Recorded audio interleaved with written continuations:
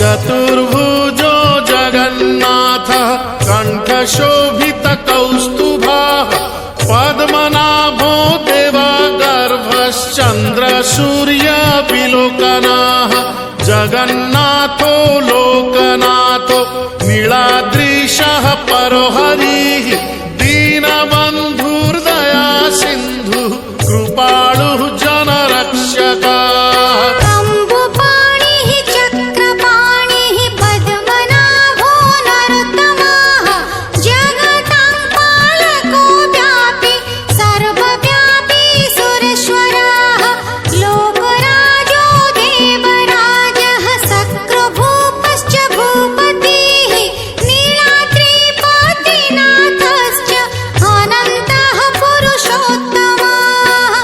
क्षोभ्यायः कल्पतरुः विमला प्रीतिवर्धनः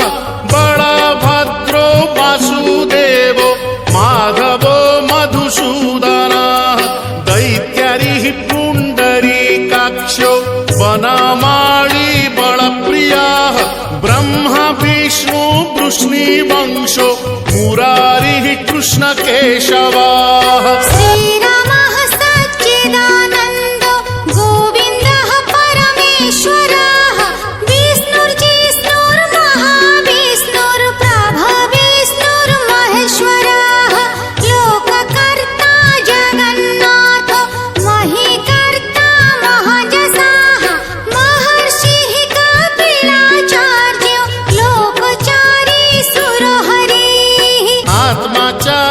जीवपालश्च शूरः संसारपालकः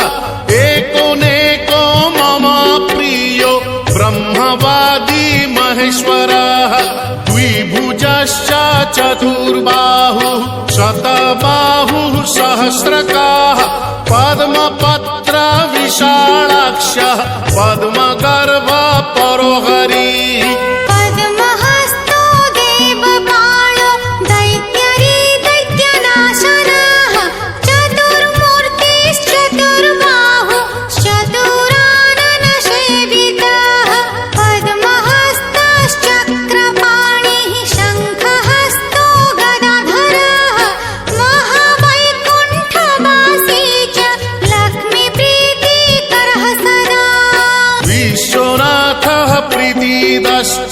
सर्वदेवा प्रियङ्करः विश्वव्यापी दारुरूपश्चन्द्रसूर्यविलोचनः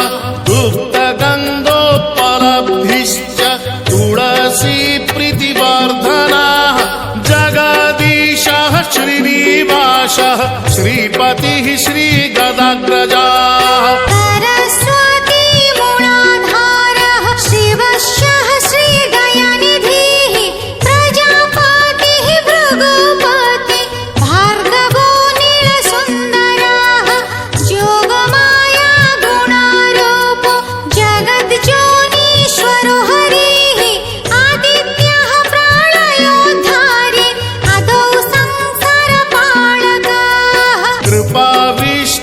पद्मपाणि रमूर्तिर्जगदाश्रयः पद्मनाभो निराकारः निर्लिप्तः पुरुषोत्तमः